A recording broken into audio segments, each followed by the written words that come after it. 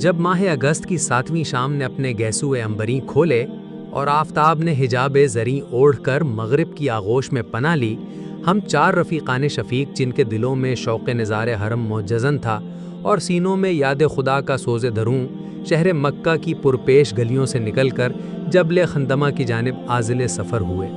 مقصود یہ تھا کہ اس تاریخی پہاڑ کی بلندی سے اس گھر کا دیدار کریں جو مرکز نگاہ عالم ہے، اور اس فضا میں سانس لیں جہاں قدسیوں کے پر جلتے ہیں۔ جیسا کہ شاعر نے کہا، حرم کی زمین اور قدم رکھ کے چلنا، ارے سر کا موقع ہے وہ جانے والے۔ زاد راہ کے طور پر کچھ طعام مختصر ہمراہ لیا کہ تن کا بھی کچھ حق ادا ہو اور روح کی تسکین کا بھی سامان ہو۔ ایک تیز رفتار ٹیکسی والے سے 50 ریال میں معاملہ طے پایا، گویا سکوں کے عوض سکون کا سودا کیا۔ وہ مرد جوان ہمیں ایسے کوہستانی راستوں پر لے چلا جہاں نشیب بھی تھا اور فراز بھی، جہاں مکانات پہلو با پہلو ایستادہ تھے، مگر راہ ایسی تنگ و تاریک کہ دل دھڑکتا تھا اور قدم لرزتا تھا، چڑھائی ایسی کہ جیسے آسمان سے باتیں کرتی ہو، اور موڑ ایسے کہ ہر لحظہ جان کا خطرہ ہو۔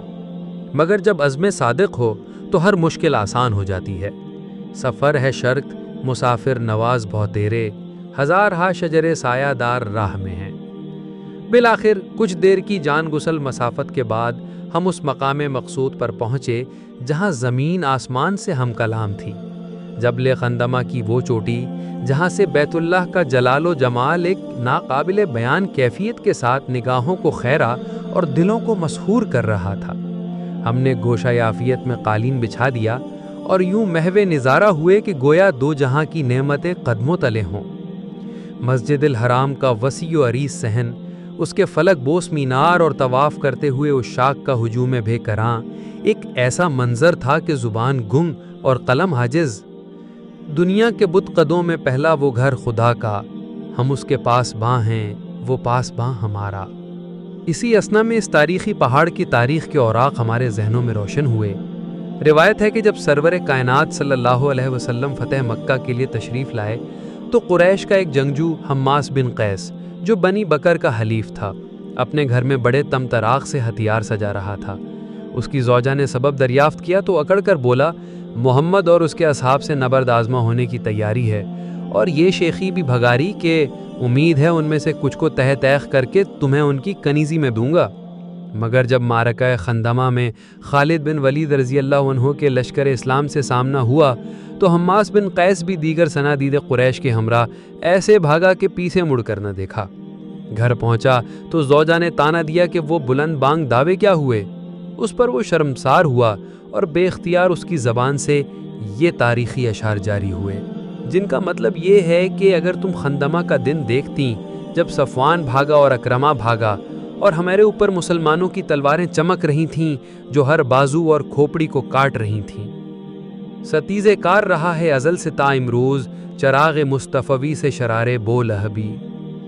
یہ سوچ کر دل عبرت سے لبریز ہو گیا کہ کس طرح اللہ تعالیٰ نے اپنے دین کو سربلندی عطا فرمائی اور متکبرین کا غرور خاک میں ملا دیا۔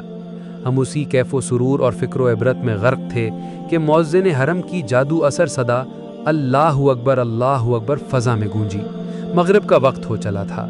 لاؤڈ اسپیکر کی بدولت امام حرم کی قرات اور تکبیرات ہم تک ایسے واضح پہنچ رہی تھیں گویا ہم بھی اسی صف نماز میں کھڑے ہوں جو حرم پاک میں بچھی تھی۔ ہم نے وہیں جبل خندمہ کی چوٹی پر امام کعبہ کی اقتداء میں نماز ادا کی اور وہ روحانی لذت و سکون حاصل کیا جو بیان سے باہر ہے۔ ایک سجدہ جسے تو گراں سمجھتا ہے، 1000 سجدوں سے دیتا ہے آدمی کو نجات۔ نماز سے فراغت کے بعد جب تاریکین ہر سو اپنے پر پھیلا دیے اور شہر مکہ کی روشنیاں ستاروں کی مانند چمکنے لگیں، ہم نے واپسی کا قصد کیا۔ دل میں ایک عجیب سی کیفیت، ایک روحانی سرشاری اور زبان پر شکر خداوندی کے کلمات تھے۔